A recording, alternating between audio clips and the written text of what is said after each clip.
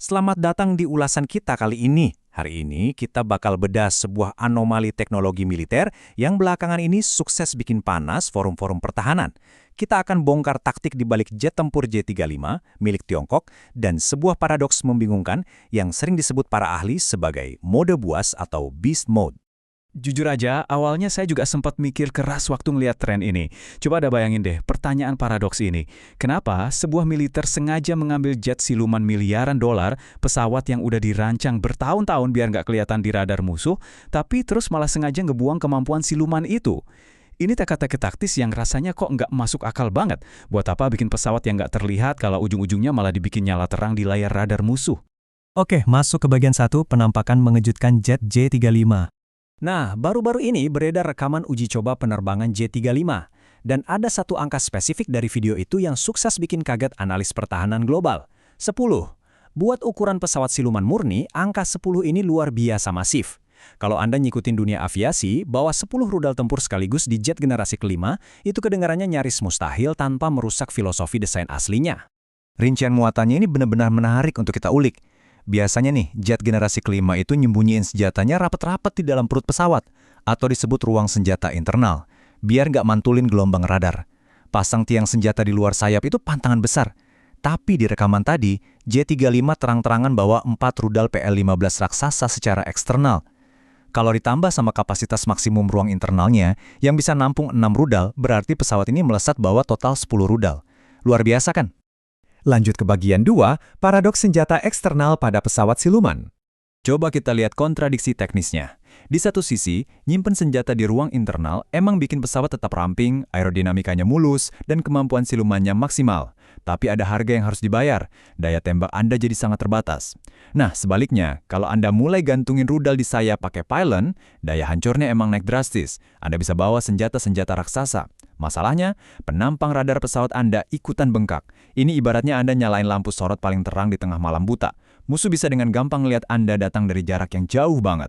Jadi, kompromi taktis ini memunculkan satu pertanyaan besar buat kita. Kenapa Angkatan Udara rela mengorbankan jubah pelindung terkuat mereka demi kelihatan di radar? Apa sih untungnya sampai-sampai resiko sebesar ini dianggap sepadan di peperangan modern? Ini bawa kita ke bagian 3, taktik tempur udara modern BVR. Buat mecahin teka-teki tadi, kita harus paham gimana pertempuran modern itu sebenarnya terjadi. Konsep kuncinya ada di BVR atau Beyond Visual Range. Sederhananya, ini adalah duel udara yang terjadi murni di luar pandangan mata pilot. Jadi pertempuran udara sekarang udah nggak kayak adegan kejar-kejaran jarak dekat yang sering kita tonton di film-film aksi klasik. Sekarang pertempuran itu dieksekusi dari jarak puluhan sampai ratusan kilometer. Intinya, siapa yang radarnya lebih dulu ngunci target dan nembak duluan, dia yang bakal pulang dengan selamat. Coba posisikan diri Anda sebagai pilot yang tiba-tiba dikepung gelombang drone atau skuadron musuh. Di skenario kayak gini, bawa 10 rudal itu bukan cuma pamer, tapi keunggulan mutlak. Satu jet tempur bisa nahan serangan masif dari berbagai arah, mendikte jalannya pertempuran skala besar, dan nyapu bersih banyak ancaman sekaligus sebelum mereka sempat mendekat. Beban senjata brutal ini praktis ngubah J-35 dari sekedar pembunuh tak terlihat jadi mesin dominasi udara kelas berat. Bagian 4, konsep mode buas di kancah militer global. Nah, yang bikin situasi ini makin menarik, strategi yang kelihatannya melawan arus ini ternyata udah lumrah di dunia aviasi militer. Istilah mode buas atau beast mode ini awalnya dipopulerkan oleh militer Amerika Serikat buat mendeskripsikan operasional jet generasi kelima mereka, F-35. Filosofinya simpel tapi brutal, mengorbankan fitur siluman sepenuhnya demi membawa daya tembak maksimal. Mode ini biasanya baru diaktifkan secara taktis oleh komandan kalau mereka udah yakin langit udah bersih dari jet pemburu musuh atau kalau sistem pertahanan udara darat lawan udah sukses dilumpuhin di awal perang. Dan coba tebak, Tiongkok tampaknya ngadopsi logika beast mode ini secara utuh buat J-35 mereka. Mereka sadar betul ada nilai taktis yang jauh lebih besar dari pengorbanan ini. Ini tuh ngebuktiin satu aturan emas di medan tempur modern. Fleksibilitas dan adaptasi cepat di lapangan itu jauh lebih mematikan dan lebih berharga daripada sekedar ngotot mempertahankan status terlihat yang kaku. Kalau kita bandingin secara objektif doktrin tempur kedua raksasa ini, kita bakal nemuin kesamaan pola yang sangat luar biasa. Angkatan Udara AS sering menugaskan F-35 bawa rudal jelajah AGM-158 berukuran besar secara eksternal. Tujuannya, secara konsisten melancarkan serangan jarak jauh tanpa harus masuk ke gelembung pertahanan musuh.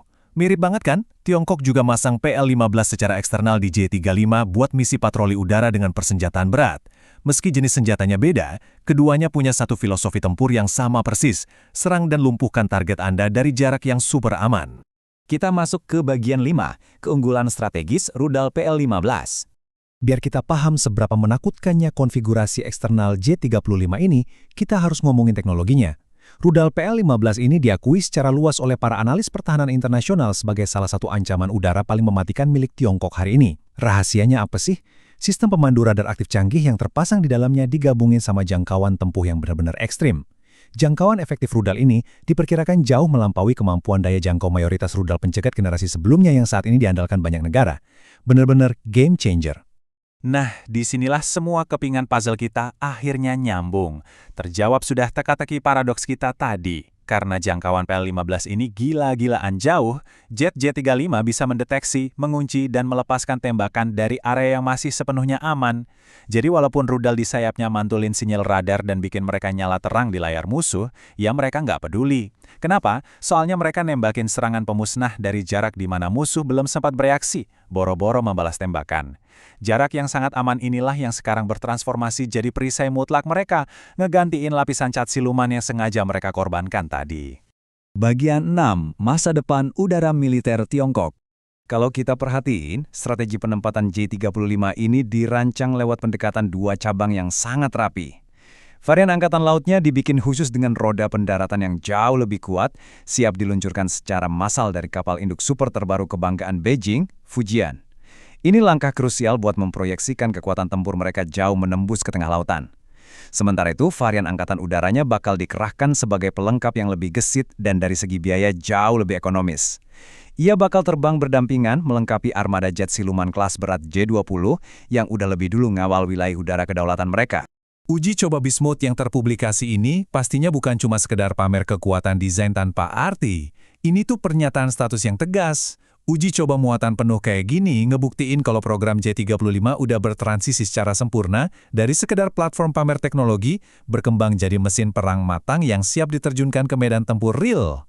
Fakta bahwa Beijing berani ngetes konfigurasi eksternal yang rentan radar ini secara terang-terangan nunjukin seberapa besar tingkat keyakinan mereka terhadap perancangan aerodinamika generasi kelima ini. Kalau kita tarik mundur sedikit dan ngelihat garis waktunya, seluruh siklus perkembangannya berjalan hampir dalam sekejap mata. Diperkirakan secara bertahap mulai diintegrasikan ke layanan operasional aktif di sekitar tahun 2025. Saat ini, unit prototipe tahap akhir tersebut udah rutin ngelewatin berbagai ujian skenario ekstrim, termasuk konsep muatan berat Beast Mode yang baru aja kita bahas. Melirik ke dekade berikutnya, penggabungan memantikan antara platform siluman yang matang dengan persenjataan jangkauan jauh kapasitas tinggi ini jelas diproyeksikan sebagai lapisan tulang punggung baru dalam payung superioritas pertahanan udara Tiongkok. Pada akhirnya, tren pergeseran kemampuan militer ini terus-terusan mendefinisikan ulang dan merevolusi arsitektur pertempuran udara masa depan.